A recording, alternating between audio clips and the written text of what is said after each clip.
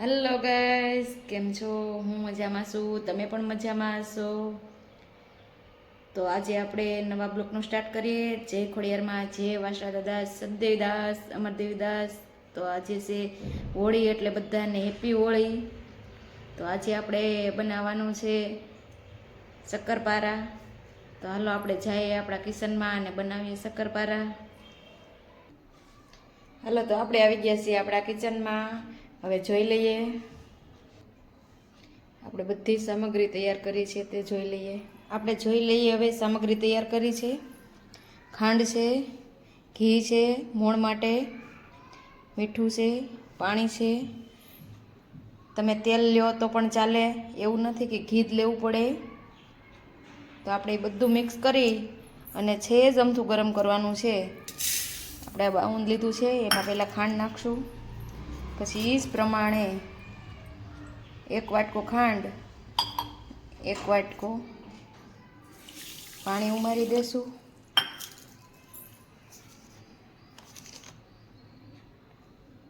એક ચમચી મીઠું અને આપણે આ બધું જ ઘી એમાં એડ કરવાનું છે.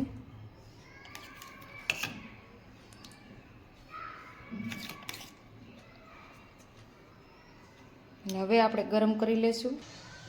આપણે ગરમ કરવા મૂકી દીધું છે. આપણે આ રીતથી ધીમે ધીમે હલાવશું, જેથી કરીને ખાંડ બધી ઓગળી જાય અને ઘી પણ ઓગળી જાય. જોઈ શકો છો.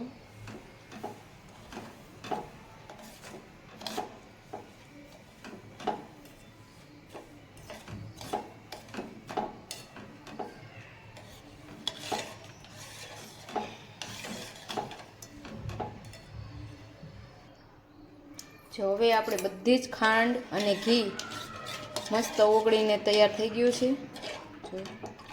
જોઈ શકો છો.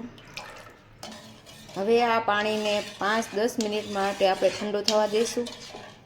હાવ ઠંડુ થઈ ગયા બાદ આપણે લોટ બાંધીશું. હાલો, તો જો મેં આમાં 500 ગ્રામ લોટ લીધો છે મેંદાનો. આપણે આ પાણી ઠંડુ થઈ ગયું છે, આપણે ગરમ કર્યું હતું તે. આપણે એમાં ધીમે ધીમે નાખતા જઈશું અને લોટ બાંધી લઈશું આ રીતના.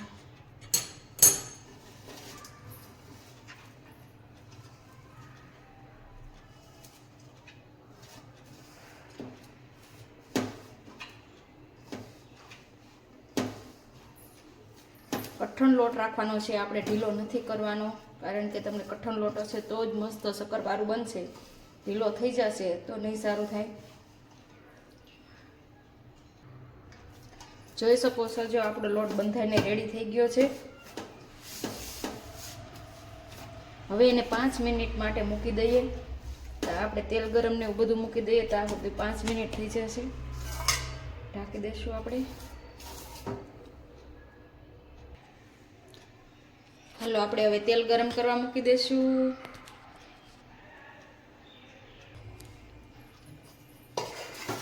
તો આપણા લોટને 5 મિનિટ થઈ ગઈ છે. જો મસ્ત થઈ ગયો છે કોઈ આવીને. હવે આપણું તેલ ગરમ થાય ત્યાં સુધી આપણે એક રોટલો વણી લઈશું.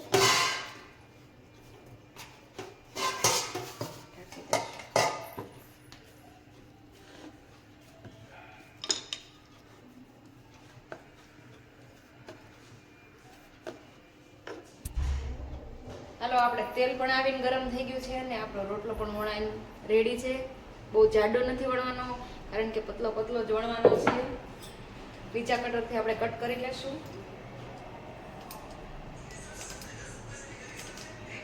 ધીમા તેલે જ તળવાના છે, ફૂલ તેલ નથી આવવા દેવાનું, નહીં તો ઉપરથી લાલ થઈ જશે અને અંદરથી કાચા રહેશે.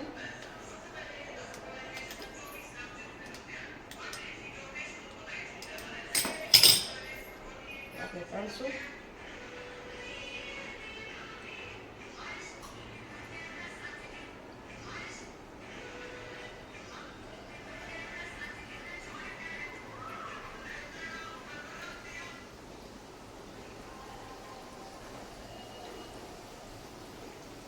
જોઈ શકો છો, આપણા શક્કરપારા તરત જ ઉપર આવી ગયા છે.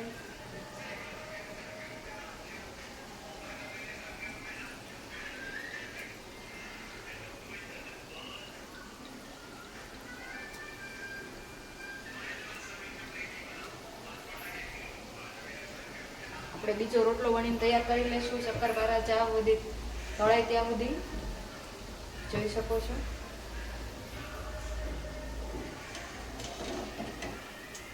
બધા ફૂલીને રેડી થઈ ગયા છે. બીજો રોટલો વણીશું.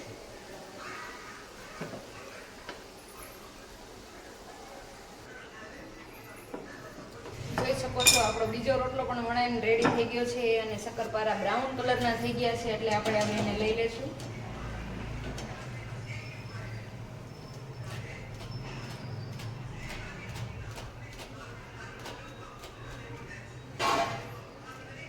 બીજા રોટલાને પણ આ રીતના કટ કરી લેશું.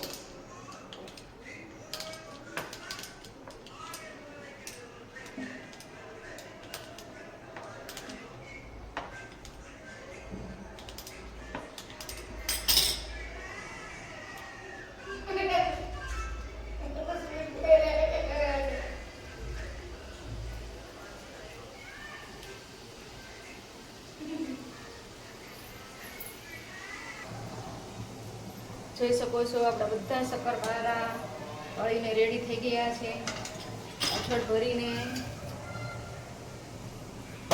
જોઈએ આપણા બધા શક્કરપારા તળાઈને રેડી થઈ ગયા છે. જોઈ શકો છો આપણે કાથરોડ ભરી લીધી છે. આવી ઉપરથી ક્રિસ્પી અને અંદરથી બહુ સારું. જેવા તમે પણ આ રીતના બનાવજો તો તમારે પણ આવા જ બનશે.